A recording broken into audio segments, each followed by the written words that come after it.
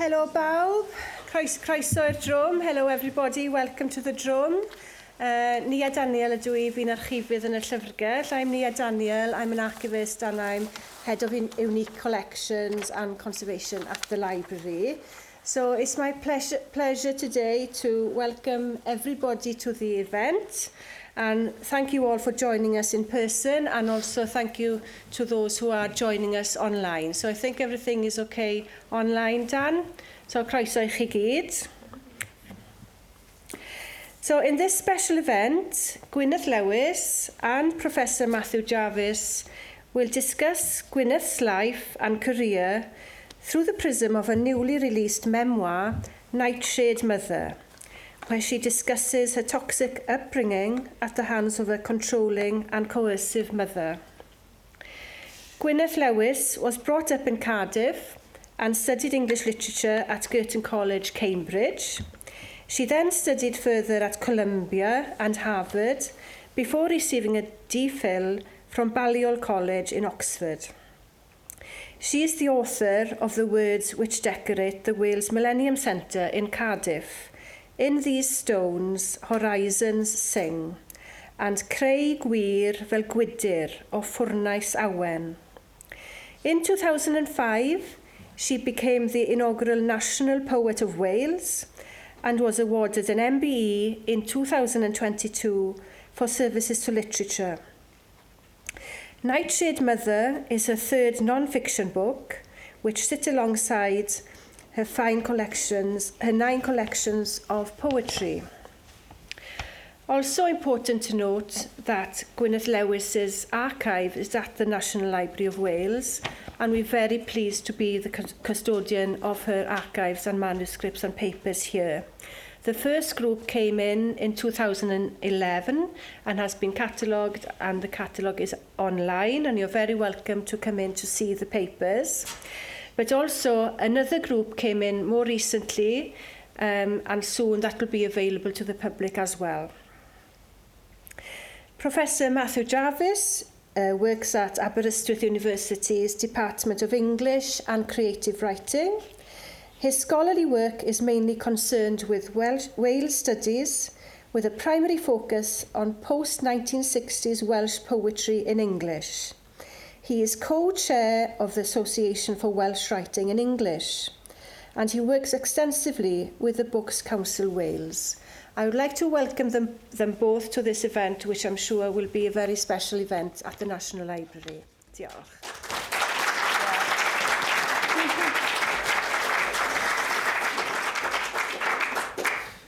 Gwyneth, thank you so much for joining us this evening. I was going to say as a word of introduction, I hope you'll forgive me for saying this, but we have here one of the literary treasures of contemporary Wales. And I hope you don't mind my saying that, but I think that's the case. You can say it all you like. Thank you. Do I hear tell that there is a 10th collection of poetry on its way? Yes, in March, yes.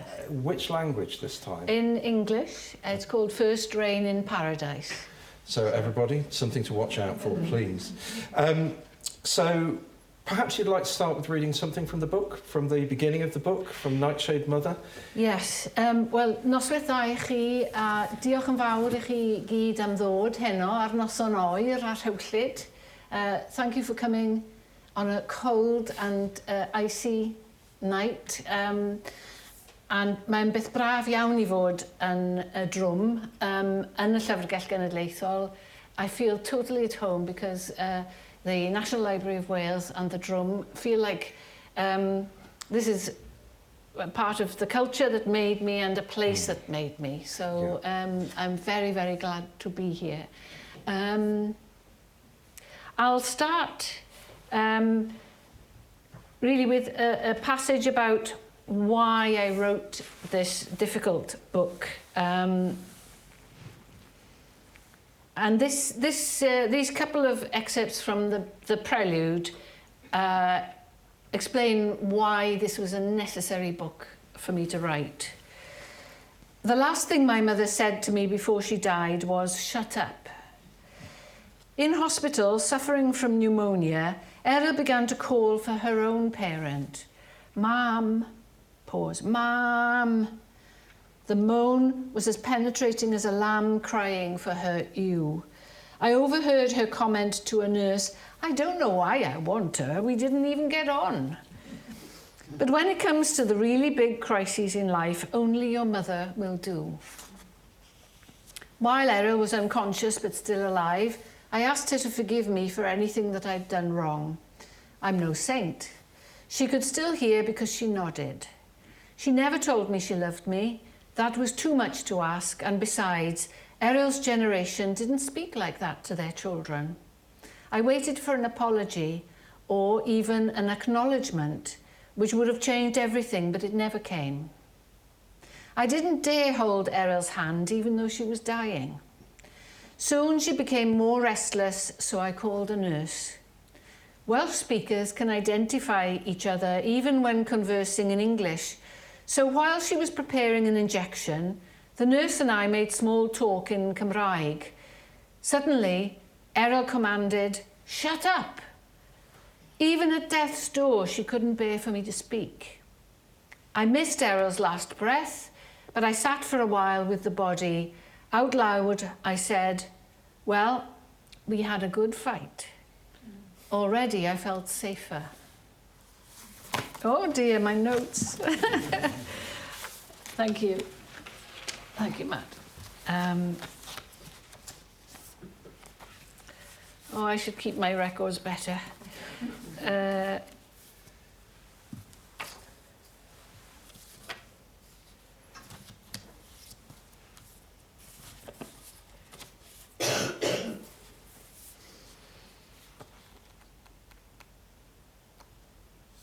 The situation I describe in this book is a secret that I've kept for many, many years until now, and only a handful of people knew.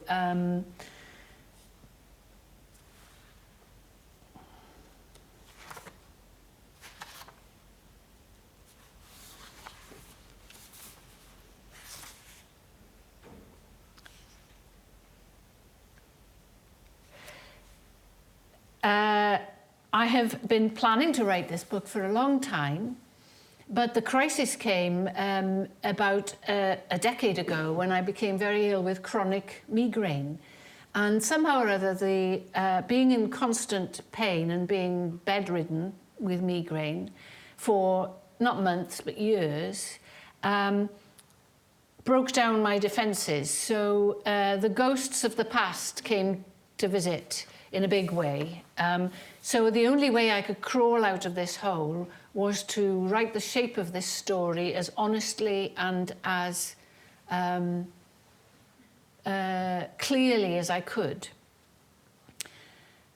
So I had a racing greyhound, an ex-racer, and I used to walk her. We live near Wrth Park, but I used to take her to Catay's cemetery, a 19th century cemetery, because it was quieter. Two walks in the cemetery stand out. Shortly after Christmas, I passed a woman my age placing fresh flowers on a grave. 30 years they've been dead and I still miss them, she said. I had a sudden sense of the warmth and affection possible in relation to parents. I didn't miss mine at all. My experience of them had been more like handling dangerous knives. My face must have looked stricken because the woman stepped towards me and asked if I was all right. I sobbed that no, I wasn't, but social distancing and my own pain meant that I repelled her proffered hug. My grief made me feel the trauma of my upbringing with full force for the first time. I'd been warding off the blows for years, and now, with the added burden of chronic migraine, I could no longer bear them. Perhaps it was now safe enough to feel it all. The second walk puzzled the dog.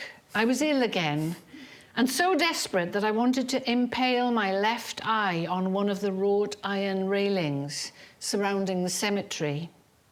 Luckily, I'd remembered to bring my phone. Leighton, my husband, was already distressed enough by my suffering, so I phoned a friend who knew exactly what to say. I hid among the graves until I'd calmed down with the dog, while the dog in her red coat wandered here and there among the tombs, doubling back from time to check on me. One day, facing the same dazzle of pain and with no prospect of defending myself against it, I decided to kill myself. I had no idea how to do it, but thought that if I had a drink, something suitably chaotic would happen and I'd work it out. Luckily, I knew how to distract myself from the suggestions of my old enemy, alcohol, as I've had 30+ years experience doing so. But it was too close for comfort. How had things come to this? And so the book is really an answer to that question. And I should say, in case anybody's worried, I'm not in that terrain now and haven't been for some time. So the migraines have receded. The migraines have receded, and I'm not feeling suicidal, which is a great relief. Yes, very good news. Yes, it is. That's a the origins of this book are very interesting, very challenging, and in some way, as a read, it's at times quite distressing. The amount of emotional labour that it must have taken to even begin writing the book was clearly a serious challenge. But I'm just interested in the origins. How did you start? How did the writing process begin? And I suppose bound up with that, how did you give yourself permission to begin writing? Well, that's ongoing. I mean. The permission to even talk about it, I have to give myself constant permission, even now, even tonight, to do it, because one's instinct and my whole training is in the family is not to speak about it. Because it's a mixture of the taboo of saying that your relationship with your mother was bad, the sense of emotional disloyalty, the shame of it. I mean, there's a very strong mixture of those things. Yeah, it's a constant battle to do that. But the beginning of the book was just hard labour because... Yes. So it didn't flow, it wasn't a sudden outpouring. No, No, it was... It was like the gears had, because I'd been so ill, I hadn't been writing for a long time. So to tackle this above everything else, the gears kept on seizing up, and I made so many false starts, I can't tell you. So the beginning as we have it is not the beginning as you... Not remotely, no. It's like 7 drafts ago. Okay. There were 2 major drafts, this one and a previous one, but the false starts were numerous. Yeah. Yeah. I'm interested in the connections with the rest of your body of work, because you're known for creative non-fiction, but of course you're perhaps primarily known as a poet, but these things all weave together. What connections might you draw with the poetry, with the creative non-fiction? Is The Woman Who Wrote the Hedge part of this, which my students always love each year? Is that part of it? Can you see a trajectory? Well, this is part of the hedge I got stuck in. Yes. This is the centre of the hedge. Ah, yes. And in a way, this the home situation was in the poetry in code from the very beginning. But I decided in the book, my first book of non-fiction about depression, not to be open about the deep family background that had predisposed me perhaps to depression. I decided consciously not to write about that. And I think it takes artistic and emotional maturity and a good measure of sheer desperation to gather the courage to say these things. So is this a speaking out against silences that have inhabited other parts of your writing? Well, it's a different approach of being more explicit. Yeah. I remember showing a draft to my agent and he was saying, well, you're going to have to spit it out, because it was so indirect. Yeah. I managed to write about a madman in 18th century France, revolutionary times in London, as a way of describing my upbringing in Wales. I mean, there was no way that that was going to be directly comprehensible. No, indeed. So it's been a question of coming out, really. Yeah. But of the drive was essentially to understand the shape of what this has made me. Because I've tried to speak only for myself and my experience, and that's where I do have the right, I think, yes. To my own reactions, and I've tried not to make assumptions about anybody else. One of the things that is clear from that very first passage is you refer to your mother by her name throughout the text. Why did you make that decision? Well, I was writing as an adult and as an equal, rather than as a child. Yeah.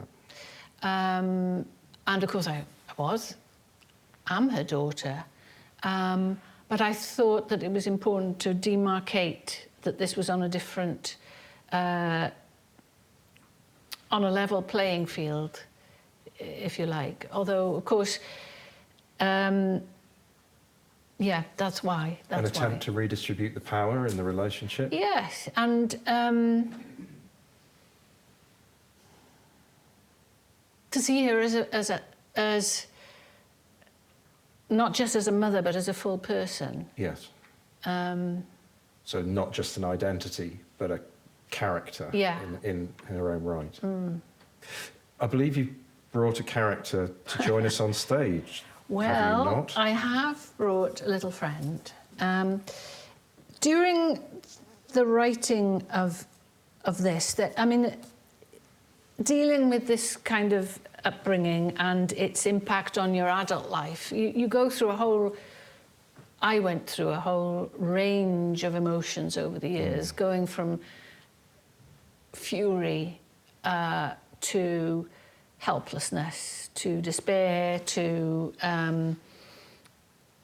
fury again, perhaps. But it was a moral matter to find the right tone of voice to narrate this story. But within that, there is a spectrum of tones. And I felt that I needed a spokesperson, a spokesman for a kind of really telling something straight between the eyes voice. Because when you're trying to disentangle a relationship in which you've been gaslit, it is so confusing. And to cut through the argument is hard. But I found a voice and a source for that voice. And perhaps I'll read that little passage. Yes, please do. So I'm clearing the attic in my parents' house, and we've been gone through the dolls' wardrobe with their clothes and opened another suitcase. Suddenly, I catch the glint of kinder eyes. I never was much of a one for the dolls. As my heartbeat slows, a simian face composes itself from the shadows. The skin is a velvet that my lips know well. It belongs to a glove puppet I've completely forgotten about, but whom I recognise as a familiar. He has auburn fur, the touch of which returns me back into a child. And I have a companion with me tonight. Sorry, it'll take me a little while to get my big, horrible hand. Hello. I bring my ear to his mouth, and we immediately resume our conversation from my pagan childhood. You took your time. Monkey, it's you. So it's your voice I've been hearing. I wasn't far away, in a part of your brain. my witness. I saw everything and never forget, and I'm on your side. Not always a comfortable place to be. Where else are you ever going to stand? I'm a secret friend. I've been confused for so long. Together, we'll work it out, this disentangling. And I think what I needed was a voice of somebody who had seen the whole thing through, but was, I think that witnessing was really important to me. So, and Monkey has a bit like the voice of my husband, Leighton, who is a very direct person. Yeah. Because Monkey is quite a direct voice in the text. Yeah. If you haven't read it yet, there are interjections. Gwyneth and Monkey discuss, and the voices interject into the narrative. And Monkey's pretty straightforward. He's not pulling any punches, is he? Monkey doesn't pull any punches. No. Whereas when I'm trying to evade saying the difficult thing, he just comes out and says it. But I couldn't do it myself, but I could do it through a character that I liked. Tying that into something you just said then about getting the right tone of voice is a moral choice for the book. Is Monkey part of the moral agency of the book? He's part of the many... There are several voices in the book. Yes. Because I wanted to draw on evidence, I don't think it's quite... would have been good enough for me to just say I'm angry with my mother. I mean, that's not interesting, and it's not going to get you anywhere when you're talking about serious emotional abuse. But by showing, I hope, proof in diaries, letters, documents, that it's not just my opinion. I think it's really... It's not, you don't need the burden of proof of a court of law, but I did think I had to back up what I had to say. I'm very distrustful of the angry voice, the mono voice that's just... I trust dialogue, and I trust multiple voices, but not the one angry voice. Is that why there's dialogue between you and Monkey throughout? Yes. Because I think you're more likely by inquiring to find out the truth than by saying. And that really was very helpful. And then I found, because I have kept diaries since I was a child, an unexpected thing happened where I was able to look at my teenage diaries and build up a dialogue between my younger self, kind of stuck in the house, really desperate, and my adult self. And somehow both of us are partial, but the dialogue between us both is closer to either one of us on our own. And I think that is crucial for the book as a whole, isn't it? It's multi-vocal. Yeah. There are a number of voices involved, and that's how you get to the truth, through a collaborative discussion. It's crucial. I mean, you know, that's foundational politically, emotionally, and artistically, I think. You include your diaries from your childhood. There's a very striking and quite moving moment where you say that these diaries from your childhood, from your teenage years, you could only bear to read once. Yeah, I won't be reading them again. You won't be reading them again. Will you read us something from the book about the diaries? Yes, I mean, when you're a child at home, you have to assume that your diary is being read by hostile parties, because that's just how it is, unless you have a lock and key. So I always assumed they were. So I wasn't as explicit as I could have been in them, though I don't think my parents read them. I don't think so. I was pretty good at hiding it. So I wasn't writing as explicitly, although it becomes rather explicit as it goes on. And they act as a mnemonic device.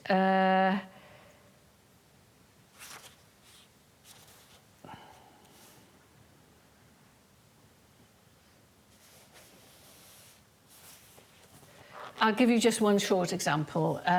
My Welsh isn't always correct in this, but I put it down as we spoke it. So I think that's important to catch, you know, didn't correct it. And I love the way when you translate it, you give errant English grammar and spelling as well. I think that, again, look out for that. I think it's a lovely marker of the literary thoughtfulness of the book. Thank you. I enjoyed doing that. Yes. I mean, it was, you know, we don't need to correct everything, do we?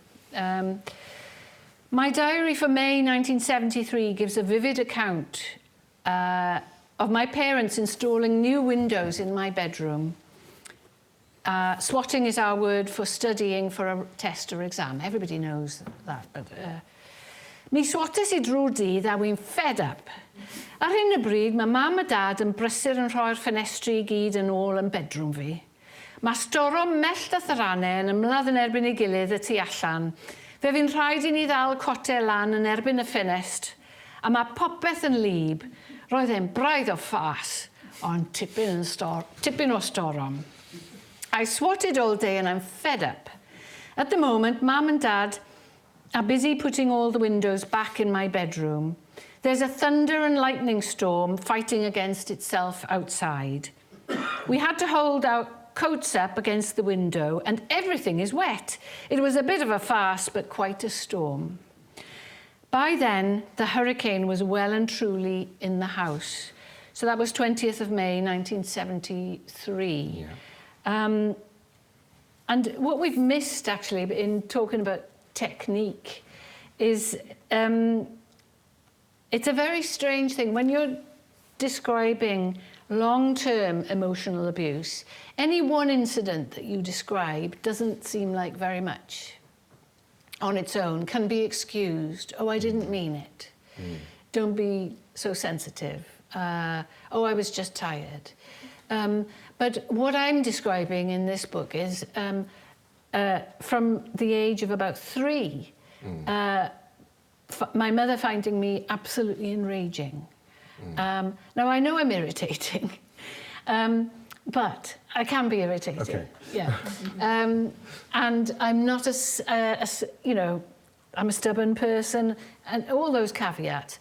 But this seems to me baffling when it's directed towards a child, who in a way can be annoying, but can't really be doing very wrong. I think one of the strongest senses you get of that build-up of pressure in the book, and it's a tremendous build-up of pressure. But you're almost like the proverbial frog in the frying pan as a reader. Yeah. You don't actually notice it until you go to America for a month, and then all of a sudden the pressure lifts. The pressure's off. Yeah. And that's a fascinating moment in the book, and I just at that point, the darkness of what had gone previously was suddenly revealed to me by this sudden moment of light. Could you talk us just through that experience? Well, yes, I had been sent to America to deal with a knee. I had a knee problem, and my aunt, my mother's older sister by 10 years, was a paediatrician. So she kindly thought that she could sort out the knee. But what happened was I had a month in Illinois at her place, and suddenly this blew one of the myths of the family out of the water, really. Suddenly I realised that nobody was telling me what to do. Somebody liked me. Yes. I was having good fun, not doing very much except swimming in swimming pools and eating ice cream and things like that. And I just thought this was wonderful. But I had thought that my mother's pain, which I felt very sorry for and great compassion towards, was caused by her mother, which it was, because she was emotionally abusive as well. But when I met my aunt, I realised that it wasn't inevitable that you passed it on. And that changed everything. Because it's a clear moment of familial pleasure in the book, and the lights turn on. Yeah, it was a very important time to me because it meant that it wasn't inevitable that I was going to turn into my mother, which I was terrified of. And it seemed that the biggest concern you had whilst over there was making sure that you didn't get got by a snapping turtle. Oh, yes. Yes, I never even saw it. thank God. So, yes. I found it very difficult moving from that to the claustrophobic situation of reading it again when you went back to your home in Wales. That was actually emotionally very hard for the reader, well, in terms of my experience. Good. I can't even begin to imagine what it was like for you to go back. It was pretty hard. And you describe it as a hurricane in the comment. Yeah. After the hurricane was already in the house, you say. And I'm just wondering what writing does in the face of the hurricane. So what you as a writer latterly, what has it done in the face of the hurricane? Has it, because you say there's no easy release in the book, it's not been cathartic.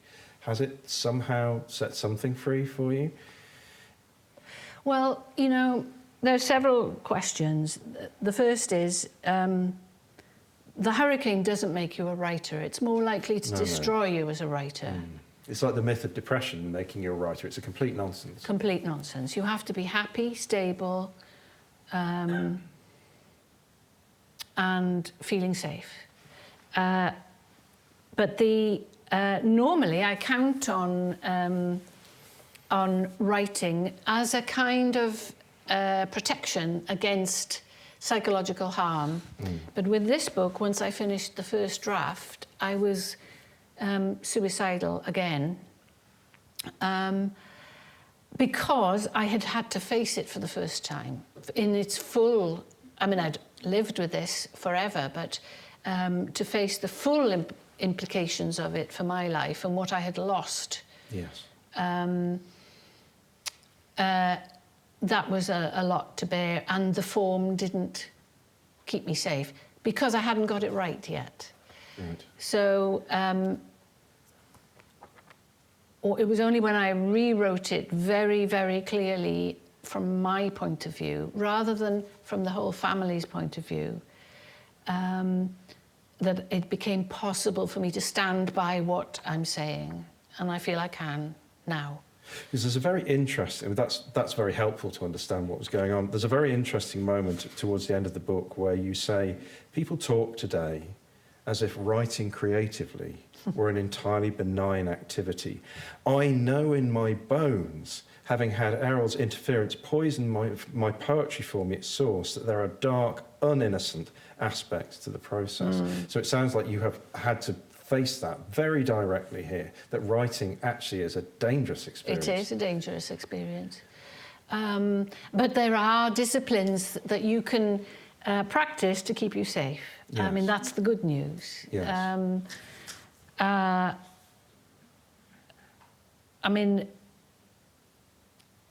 I then quote a quotation from, what page are you on there now? 211. There we go, that's the one.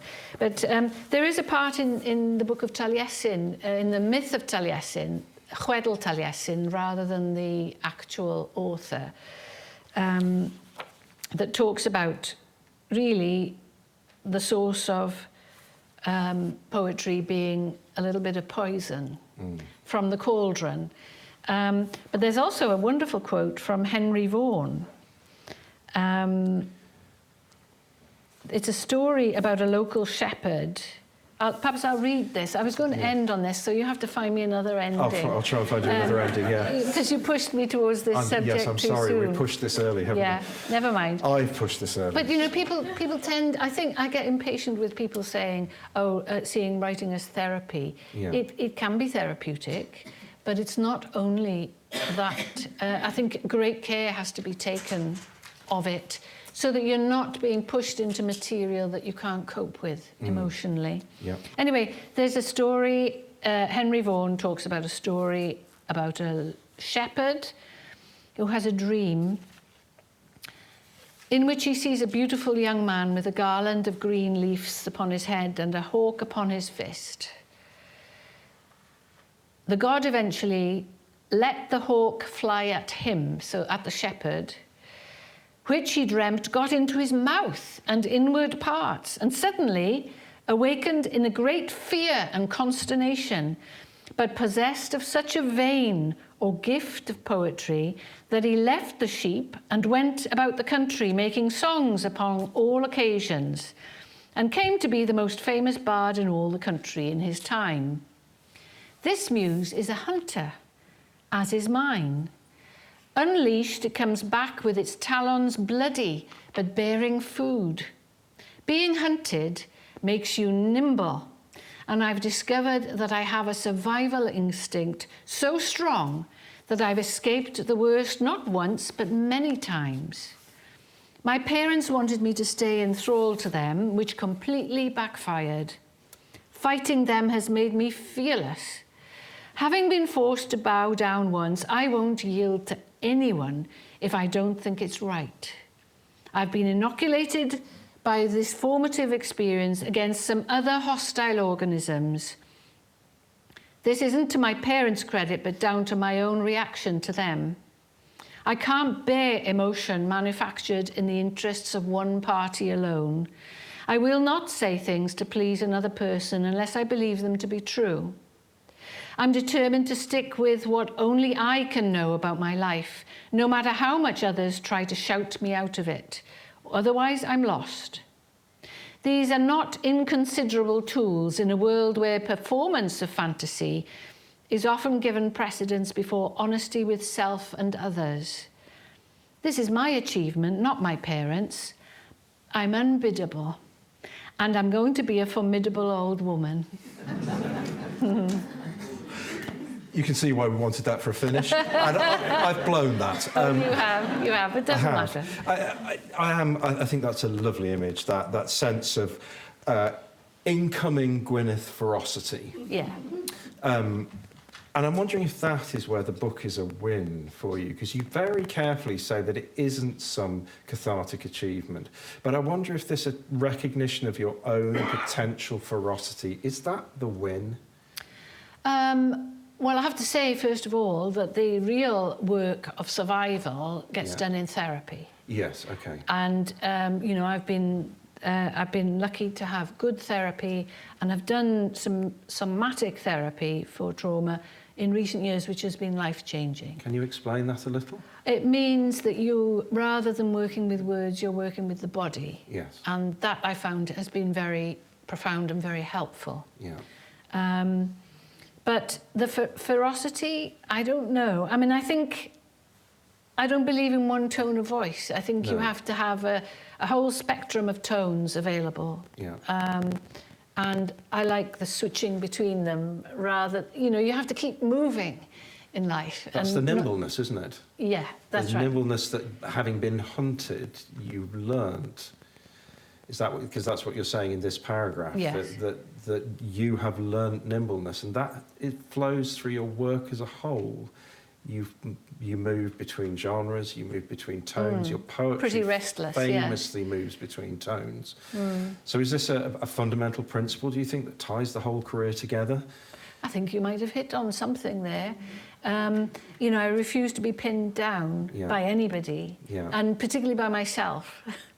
But I think that judging from the poetry that I've written since this book, this has made me disinhibited. So, you know, the new book isn't ferocious, but it is pretty more explicit than earlier work, which I think is a good thing. Well, obviously, it's the only thing I could do. Yes. So I look forward to the new book with considerable interest. Could we turn to the title? Because obviously, Nightshade Mother, there's something in this book about plants, and there's in the middle, roughly in the middle of the book, there's herbarium, I'm not even sure how I'd pronounce herbarium, it. Herbarium, I think. I'm not sure. I find myself suddenly doubting. We could do what we like. Yeah, let's do what we like. There's a very interesting section where you wrote about this. Would you bring it to us?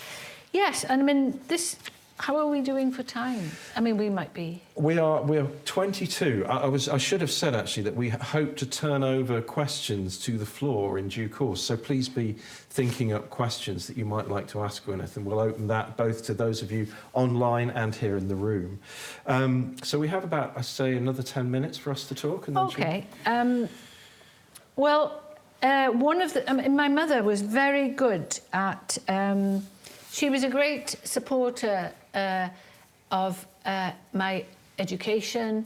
She helped with schoolwork, but and this is where it's very painful to say, but she helped too much. She pushed too much. And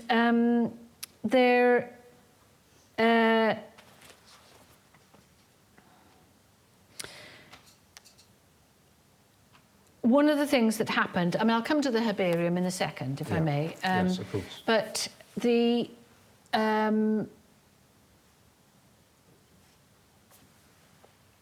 I started writing very young, about age 7, and she kind of pounced on this as a very good thing, but then became too intrusive in that and was pushing and editing and pushing me to compete. And I'm not really a very competitive person because, well, I am competitive, but you have to pick where you're competitive. And so I just wanted to read this little bit.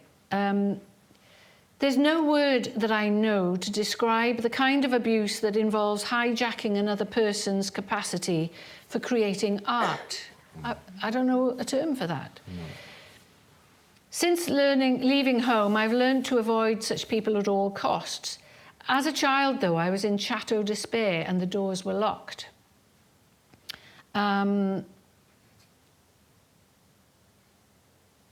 So I'm talking about that I can't sleep. And then my friend Monkey here chips in. Oh, that's right, I can't sleep because I developed a fear of burglars. And so Mum gave me, fairly sensibly, antihistamine, which is a good solution. So the burglar, says Monkey, the burglar was already inside the house. Antihistamine isn't a stupid idea. If ever I can't sleep, she's drugging you instead of listening. Why didn't you warn me? I did, but you couldn't hear me then. My mother, aided and abetted by my father, was breaking into my life and stealing what wasn't hers. That is, my ability to act in my own interests without interference from them. The capture of my writing was bad enough, but the loss of my own point of view was infinitely more grave. I was being robbed of the uncomfortable but essential process of discerning what I, rather than other people, wanted. I was being bullied into believing that I had no right to a self that could disagree with what my parents wanted. For all Gwilym's, my father's, emphasis on looking after number one, which I've never understood, if you're gaslit out of a self, then it's impossible to put that into practice. He had a self, but denied you yours. So that's an example of that. And the conflict over writing boiled over into a massive, massive row, which, you know, left me in a double bind, because if I was writing, I was pleasing my mother. If I wasn't writing, I was displeasing myself. But I didn't want to, do you know what I mean? So I'm damned if I did and damned if I didn't. Is this what you mean later in the book when you say that bit I just read a moment ago, that the writing was poisoned, your poetry was poisoned at the source? Yes, that's what I meant. But there's a lot, you know, you have to, the circumstances are everything. But the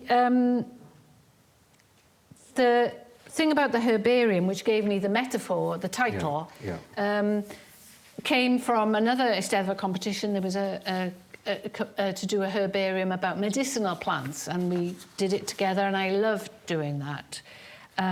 You mean you did that together with your mother? Yes. And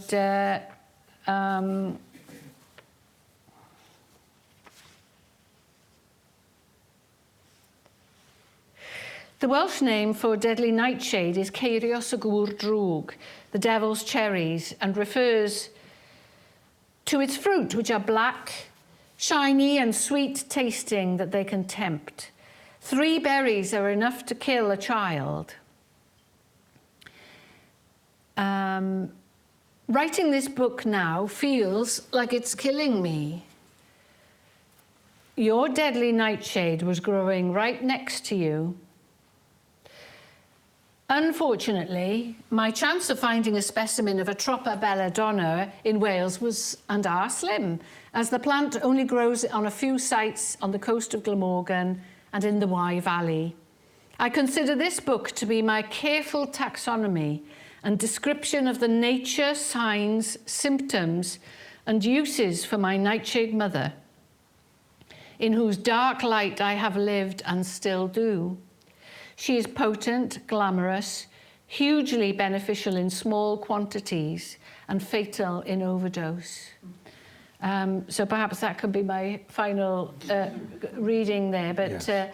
you know, what I should say that we haven't mentioned yet is that my mother was an exceptionally good teacher. Yes. And very well known in Welsh language education for being outstanding as a teacher, which confused things. And she had been a teacher. She taught me for A-level, which I was grateful for because she was got us, you know, we had a good teacher through A-level. Before we hand over to questions, can I just pick up on that thread of your own writing having been hijacked? Because obviously you have become a teacher of writers over the years. And I wonder I was interested in what perspective that process of having your own writing hijacked has had on you as a teacher of other writers. What has that made you conscious of? How has that affected your pedagogy? I'm really fiercely defensive of the safety, emotional safety of my students. Yeah. And I take a good deal of care that they don't go faster emotionally than they are capable of supporting. So, and I also believe in, when I work in a group, I insist that the group creates its own rules democratically. So it has had a profound effect on me, on the balance that you have to, as a teacher, be meeting people's writing where it is, but at the same time finding ways of helping them improve. So I'm very, very careful of that whole process. Is there a way in which it's also made you ensure that they own their own writing and there's never too much of you there? There's never any of me there. There should never be any of me. Yes. It has to be, yeah, oh, yes. Because presumably that is what Errol took from you, the sense of ownership over your own work. Yes, I mean, again, this is difficult to describe quickly, but, you know, I think I do describe how it happens in the book. Very powerfully. No, my goodness, no, it is a sacred gift, somebody else's creativity. And I don't mean somebody's writing, I mean that thing that makes another person them. And it is unforgivable to interfere in that and to claim it as your own. It's not. You have to give it to other people, give it back to them. I believe that really profoundly. And there's the finish.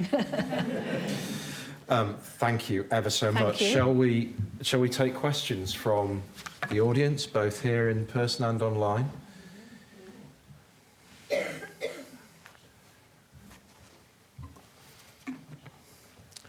Oh, there is silence. It won't be for long. Gai Holly. Oh yes, there's a microphone if you would. Gai Holly, beth yw'r ymateb chi wedi cael hyd yn hyn i'r llyfr? Wel, yn hollol gadarnhaol hyd yn hyn, ar wahân i ambell i adolygiad ar Amazon. The question was about what the reaction to the book has been. I mean, very positive, and I've been extremely touched by messages from people I don't know, people I do know, who have had similar experiences, people in great pain, because this has not been talked about a lot yet. And I've got to tell you, it's more prevalent than even I suspected, and I thought it was more widespread than we thought. So I've been very touched, and particularly touched by the reactions of school friends who have been very kind. Has that, do you get a sense that then that's helped a revision of how they understood your mother in a professional context? No, because there's no question that she was a great teacher. Okay. And nobody has doubted that, and I'm not going to take away from that achievement. I'm very proud of her. So no, there's no, but yeah, I think, the story at home was different. Yeah, for sure. But I would never take away from her achievements, which were, which were bright. Yeah. It was very interesting hearing you talking this way. There's pride there in your mother and what she's done, but the pain of negotiating the home. But the discrepancy between the two, you can see how that might be maddening. Dizzying, I'd have thought, as well. Dizzying, yeah. Other questions?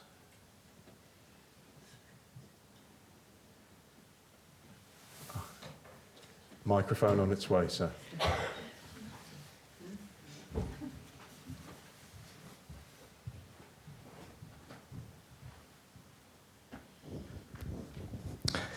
Wel, yn gyntaf, Gwyneth, diolch yn fawr iawn am sgwrs difyr, dadlennol ac emosiynol arbennig. Can I ask you, Gwyneth, when you started on this journey, you saw the beginning, did you have an end in mind? And going back to the fact that there were many drafts, did the ending change with each draft, or was the ending always going to be the same? And secondly, if I may, was it... trying to think, what was my second point? Well, I'll leave it there for the time being. I answer the first, and then you can have another stop. Another stab. Diolch, Rhys. A diolch am y cwestiwn. I think the ending was always going to be the same, but I know that a book can't save you. Writing does not save you. So I had no illusion about that. And I still have no illusion about that. Yeah. So all I can do is look after myself as best as I can every day. But, to be able to not know what the ending is, that's hopeful to me. Because when you're in despair, you know what the end is. And that's not a good place. So I don't know. I mean, just carrying on writing would be another thing as well. I mean, a hope, if you like. It's not plot-driven, so do you mind would you mind if I read the end? Go ahead. Is that okay? Yes. Because I think the end is profoundly interesting in terms of looking to the future. Behind me, I see a chimera plant, a hybrid of Nightshade Mother and Daughter. Its branches reach across years into many versions of Errol and myself at different ages. There I am, dripping with glass-covered milk in a porch, crying with rage in my bedroom, hearing the imagined burglars breaking into my room, thinking of killing myself. Here's Monkey, laughing with me in the shade, and his counterpart, Leighton, shaking the plants so that the poison berries rain down untasted. And here am I too, reaching out to those younger Gwyneths and pulling them out from the shouting and the rage. Now here's the finish. Where will we go together now? When this memoir releases me, who will I be? I have no idea. Now that is exciting. Thank you. Thank you for letting me. And I think for me, that's part of the excitement of the ending. Is so in terms of that openness, isn't it? You build that in at the very end. The excitement about what may happen next, the excitement of that being unknown. Yeah. Do you feel that? Is that? I do. I'm still thrilled about it. Because, I mean, any book that says that you're going to be whoop-de-whoop dealing with this subject is just deluded. Because you're not, that's not how the effect it leaves on you. But there is hope. There is hope. And that you can survive and live well through it. So here's fingers crossed, isn't it? Let's hope we get the winds behind us. Here's fingers crossed indeed. There was a second part to your question, sir. And there's also a gentleman up the top. Up the top. Perhaps you've already answered my second question. You know, with your poetry writing, and especially when you won the crown at the Nightshade Mother, there was a closing date, for example, that you had to have everything in. Did you have a timetable in mind with this book, or was it something that it was entirely up to the book when it was ready? Exactly. The book was in charge. This was took me years longer than I'd hoped. But you can't speed it up. So the thing is, it was such a personal subject, but also involving the family, that I had to take care to get it as right as I possibly could. I'm not saying it's perfect, but it's as right as I could get it, because I'm going to have to live with this book for a long time. So I took a good deal of care. There is a question up in... In the gods. Up in the gods. Yes, thank you. The process of writing this book has obviously been difficult and painful, I suspect. Do you think it's been therapeutic and liberating for you as a person? Well, yes and no. I think it's helped because I am a writer, and now that I've got the shape of this experience down on paper, it helps to push it further away from me. But I never confuse writing with therapy. And I think a good therapy has made a huge amount of difference to me. And this kind of experience, the consequences don't disappear just because you've written a book about it. But I am glad I've done it. I do feel the benefit of having finished it and faced it. That notion of not confusing writing and therapy seems very important. And there is, as you say, isn't there a danger that we think of creativity as an automatic good that makes us better? But you're pushing against that tendency. I just want to alert people to the hazards that are there. I mean, I dread to think where I would be if I had not had the tools of writing to be able to explore this. But yes, I hope that answers your question. So it's a yes and a no. Thank you.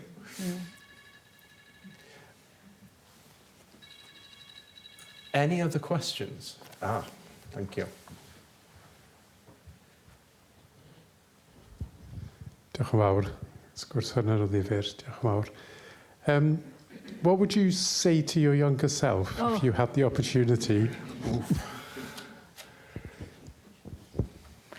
You know, this is a very popular thing. People say, what would you say to your younger self? And I don't have a clear answer for that.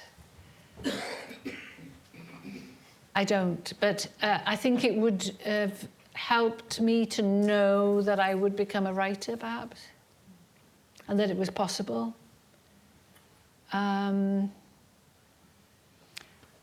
It was such a difficult situation that I can't imagine what I wanted to... I think just to know that I would have survived it would have been very good. And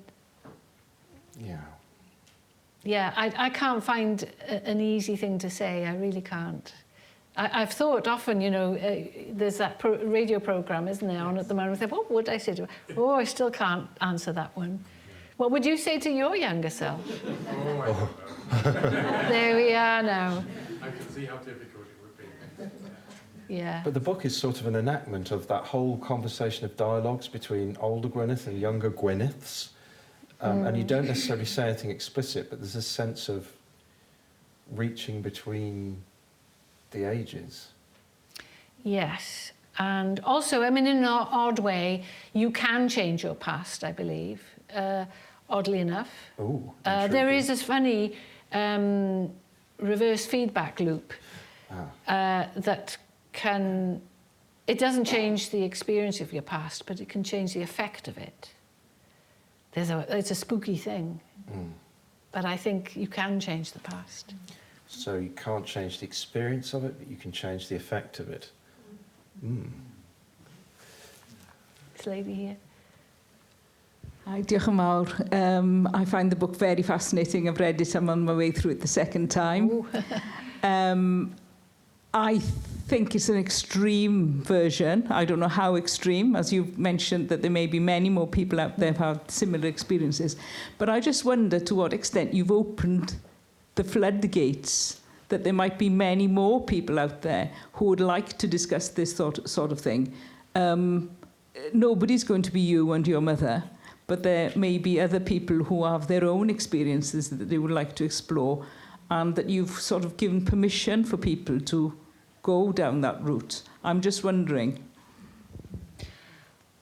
Well, if I can survive the experience of writing the book, saying it in public, then other people can too. But of course, I think the person who's been abused has to give themselves permission. That's the tricky bit. You shouldn't ask for anybody else's permission but your own. Sorry, I believe that really, as you can see, I get fierce about it. Yes, that is the difficult bit. Other people are easier. I'm not saying they're easy, because everybody has their own point of view and their own inhibitions and experiences. But I think the really radical thing is to give yourself permission to own it. And with maybe, being provoked by a friend or a witness or some way of finding an ally to help you. But I hope that I think I can see that there are a number of mother books coming along in the publishing world. There's a big one coming next year. Okay. So I'm thinking it might be having a moment, but we'll see. Watch that space to see what else emerges in the aftermath. Yes, I think Ayundati Roy is going to be writing about her mother, yes, and I think that'll be a very important book. I haven't read it, but it's coming. It's coming.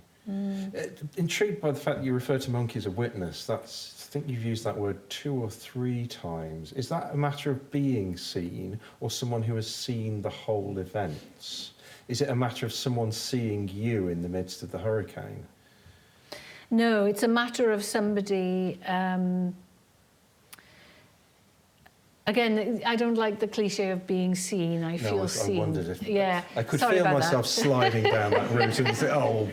Sorry, I don't like it. No, that's perfectly okay. It makes no sense to me, but... I mean, he isn't a disinterested witness. He's on my side. He is, yeah. So he's... I think it's the being on my side that when I had nobody on my side, it felt like that at the time.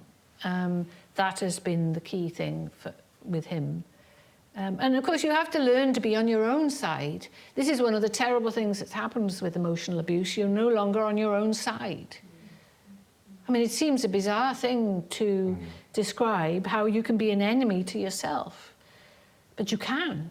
And I've done it so many times. I think that's what's so striking about the America section, actually, because all of a sudden there's a sense of release in the fact that you might be able to be on your own side for a moment in the midst of people who like you. Yeah, liking, that was a big... That was a big deal. That was a big deal, and I still value, the liking of somebody very much. Yeah. Yes. As you can see, that moment had quite an impact on me. Any more questions? Ooh. I just wonder, where does Monkey live now? Oh, he's in my rucksack at the moment, but I do take care of him. He's in the tissues, and but normally he's in my study now. With you? Yeah. He's with you? Yes. I was just seeing a hand go up in the middle.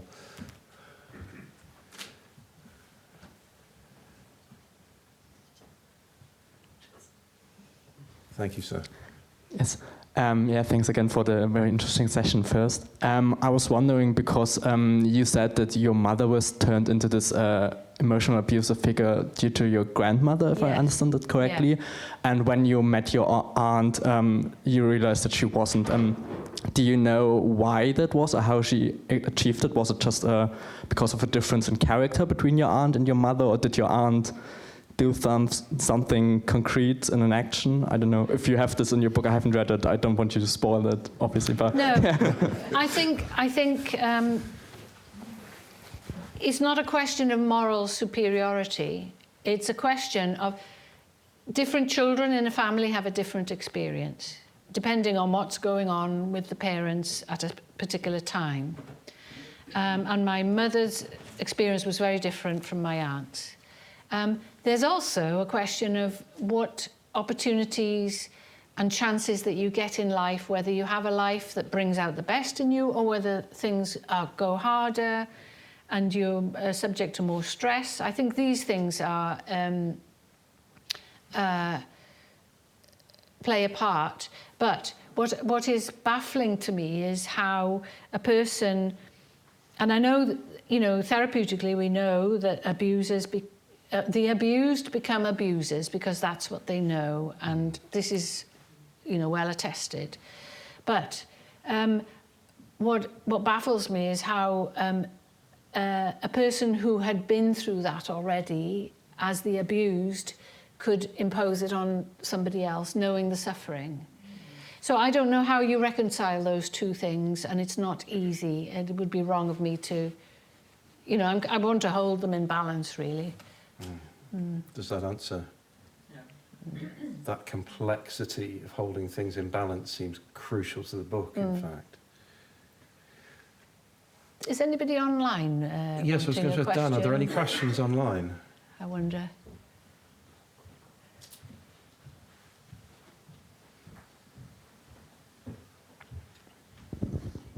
Yes, we have a couple online. How do you feel now? I'll mention them all in one go, yes. And then we'll work through them. How do you feel now that the book is out there for others to read? Are you an only child? And I'll just get to another one. Will you be bringing the tour to the US? Wow. International request. Is that somebody in the US? That's wonderful to know. Hello, hello, hello. How do I feel? Relieved, very relieved to get it out, and so far I've survived. That's the relief, and I'm fine with it. I didn't expect that to be the case. I do have a younger sister, and I've tried to maintain her privacy throughout the book because her experience is different. And what was the other one? The tour to the States. Well, now you never know. Yeah. So, sounds like an invitation. We should follow that one up. So I think that's a good place to end. I think that's an excellent Yeah. place to end. Would you, in the traditional manner, thank Gwyneth Lewis? Thank you very much. Thank you. Thank you much. Always a pleasure. Always a pleasure.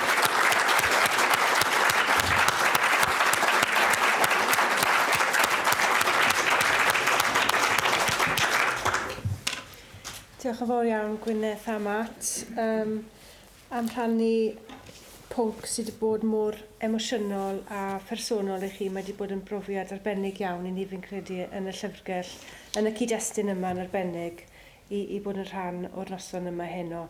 Thank you both very much for this evening, Matt and Gwyneth, for a really fascinating discussion. I think you'll agree. And to everybody else for joining us here and also online. Before you leave, I need to announce another event coming up at the library, which is the Christmas Fair on Wednesday, the 4th of December between 5 and 7 p.m. It's usually a lovely evening, so you're all very welcome. Croeso mawr i chi ddod nôl ar y 4 o Rhagfyr ar gyfer y ffair Nadolig. Felly, os gallwn ni ddangos yn diolch fawr iawn i Gwyneth a Matt. Thank you very much and good night.